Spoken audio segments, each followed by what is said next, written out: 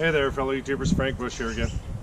So I know I haven't gotten out and done very many bushcraft videos over the last month or so. It's been really busy on my end. But my intent today is really, I've got this woodcraft axe made by Council Tools. It's really a premier axe. It's got a 2-pound head and a 23-inch length handle. My intention today is to wrap a bit of cordage up around the head to just kind of protect and help ensure that the hickory doesn't get damaged from any misstrikes that I do with the axe. I also plan on putting some markings along the handle to act as a measuring tape or a measuring guide, if you will, for when I'm out in the field, to be able to measure distances, you know, short range, but a couple inches. I'll put in, you know, 1.5 feet or so on there as markings. I do want to put a patina onto it, and I also want to attach some strapping so I can throw it over my shoulder. So hopefully I'll catch all that in the video, and I hope you enjoy the show. Okay, so the first order of business, I'm going to need about a 20-foot anchor rope. So off of my line of rope that I have here. I know that the arm span for me is about 6 foot. So this doesn't have to be exact measurements, but they're 6 foot. Call that 12 foot. 18 foot. And I'll take another bit.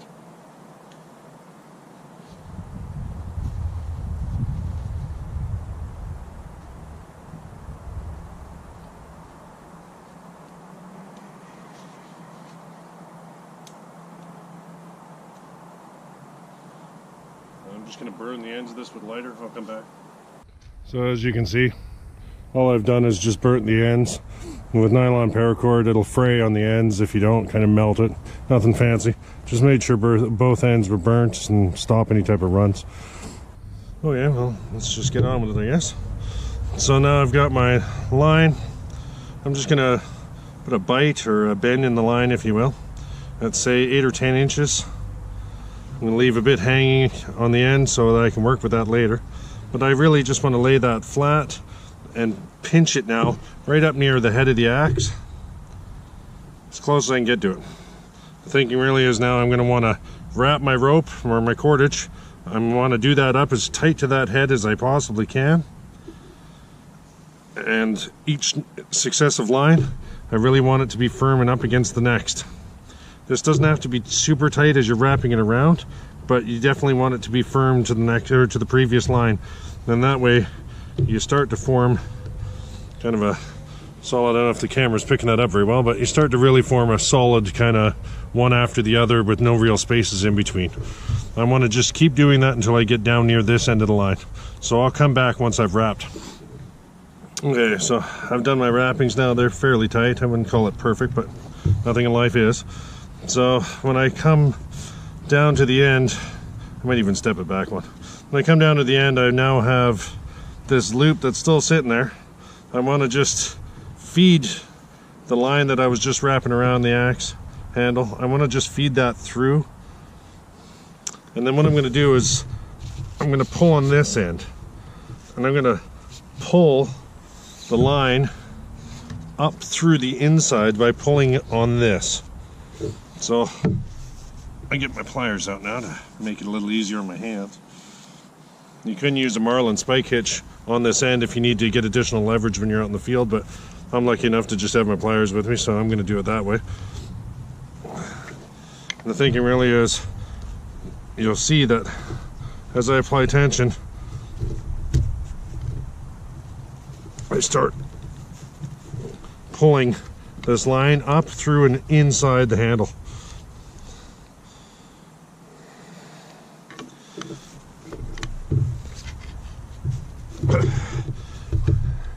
When it gets to the point where you know you're about halfway in or so,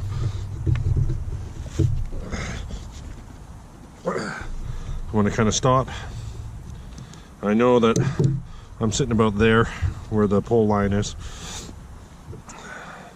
So now what I'm going to do is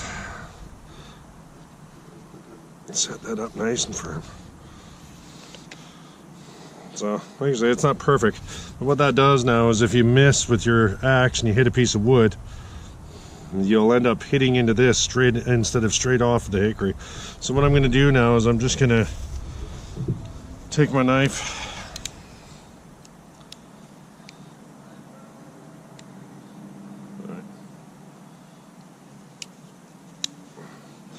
I'm going to leave a little bit hanging there, just in case I ever want to pull that out later in life.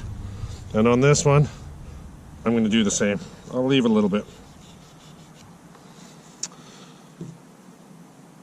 And I've always got uses for little things like this, so I'll just put that back in my pocket.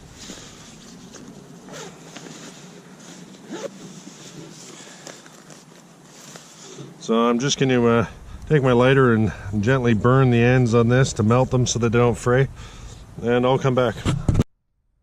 Okay, so as you can see, it's not the most perfect job in the world, but I've left a little nub that hangs out on the end. Like I say, I just melted the ends to make sure they didn't fray at all. And the one that was up on the top, I've just kind of tucked into its own layer. But if you wanted to remove this piece of cordage, you simply just pull on this end and it'll free it back up and you can unwind it off the axe. But as you can see, there's a little space here and there, but for the better part of things, this now allows it where if there was any misses that happen with the axe, it's going to strike first into the cordage rather than the hickory. So hopefully that'll just prevent some of the damage that potentially could happen with any misstrikes. The next step I'd like to do, I don't know if I'm going to do it when I'm out in the field here, I might just do it when I get back to the house, is, like I say, put some markings along the back and build the strap that I can carry this with. But one way or the other, and one of the main things I wanted was just that on there, so when I take it out in the field I can start using it. I left the sheath to protect me from getting cut when I'm on the axe. I recommend you do the same when you're doing any of the stuff. Keep those sharp blades, especially with razor sharp blades like this axe head is. When you're doing any type of cordage work around it and stuff, your hands are moving around, you don't want to cut yourself up. I already got cut up a little bit from just dealing with the hawthorn bushes that were down there a little earlier. Needless to say, be safe when you're doing any of these types of projects. I don't want you to see you hurt yourself when you're trying to do any of this, but one of the good parts is there's, like I say, 20 foot of rope that's now just part of my axe. I'll probably end up strapping a ferro rod onto this at some point down on this end as well, because I know that there's a good 90-degree spine that exists on these council tool woodcraft axes that you can literally use your axe, which isn't a normal thing, but you can use your axe as a kind of ferro rod striker. So I might end up doing that. I'm thinking about how I'm going to move forward with that kind of stuff, but either way, the first step of this is finished. So for the next part of the axe project, I'm going to make the sling portion. For this, I'm going to need a 12-foot length of paracord. So, like I say, I know that my arms are 6-foot spread. So, take that, maybe a little bit more just because. So I'm just going to cut it at this point.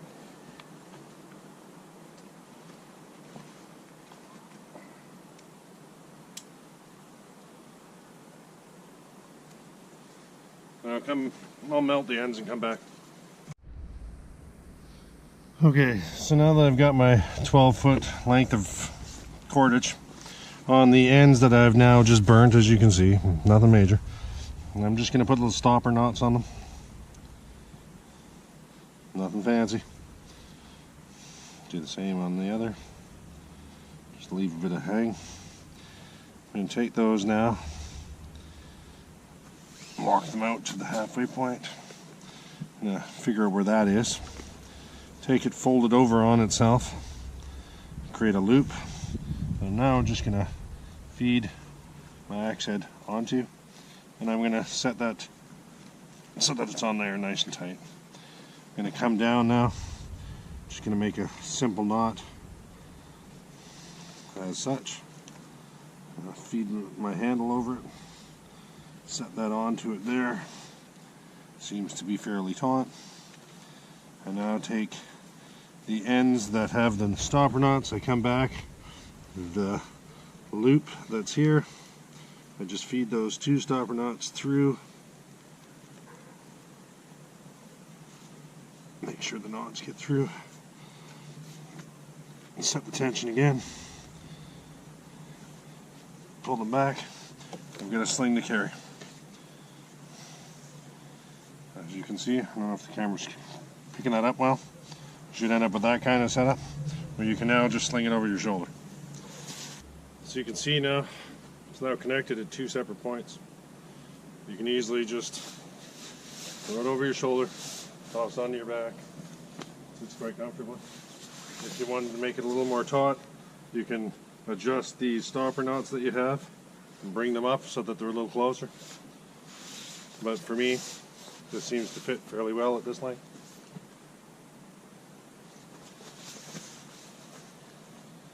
There you go. The way you can sling your axe, if you will. With a bit of paracord. Try to get this into the camera the best I can, but just to get a close-up of things, if you will.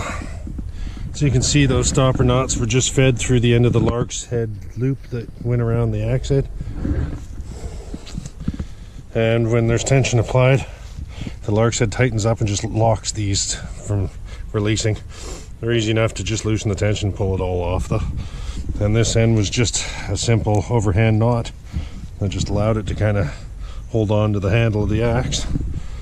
But the good part about this is it allows you to have an extra 30 foot of cordage with you if you need it when you're out in the field. And you know, as everyone knows, with paracord you can break down and have the strands and that. Potentially you can have a couple 100 foot of, you know, strong twine, if you will. But the next step in the equation, I think, will be adding on the measurements on the back of the handle, and that way I can, you know, kind of have a measuring stick, if you will, when I'm out in the field. And then I think I'm going to patina the axe head itself. I think that'll be in the mission, but I'll do that back at the house when I have a controlled environment to do that in. Okay, so I just popped the sling back off. I've got a couple Sharpie pens here, and so I didn't have to bring the ruler with me. I just marked 1-inch spacings on the back of the cardboard that I had the Sharpies in, just to kind of save time. The thinking really is I'm going to turn around and set a mark nice and low at the beginning of this.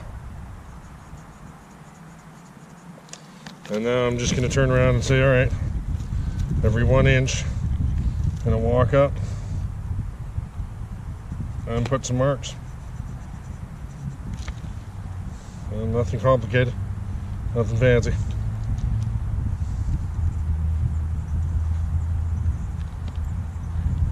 And I'm going to do this up, right up as far as I can. Okay, so I managed to put on all the markings. Hopefully the camera's picking that up okay. But I've got 14 I managed to put on. I could have done the markings prior to putting on the cordage and that kind of stuff, but you wouldn't have seen it anyways. And practically most of the stuff I'd be working in would be within that range, within reason anyways. So to me that's, you know, it doesn't look that pretty or anything, but functionally speaking, it'll add to the functionality of this axe as we move through time. So I'll just put the sling back on, and the only thing really left for me to do at this point in time is some patina. Okay, we're back indoors now.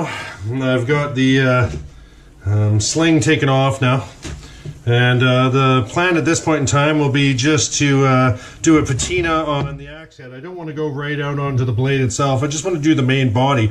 I was already noticing some oxidization that was happening. I've wiped that all off now, but my plan really is just to take some paper towels. I'm going to saturate them in vinegar and cover the axe head in the appropriate places. I'm going to let that sit in the sink for about half an hour or so. Literally, nothing fancy. I'm literally just going to kind of set the paper towel right onto the axe head and let the vinegar just kind of work its patina magic into the axe head. So I'm going to do that with a few different pieces of paper towel. Make sure I get enough to cover the whole axe head other than the actual blade itself. Let that sit for half an hour or so, and hopefully I'll have a half decent patina. I don't want to do a heavy patina, just so you're aware. It's not like a knife blade. You know, the primary reason I'm doing this is just to stop the oxidization and rust from happening on the blade. So it's not really to give it any fancy look or anything else. It's more functional than anything. But that is the primary thinking really. I'm just going to set this down into the sink and just kind of coat the main body of the axe head with these paper towels.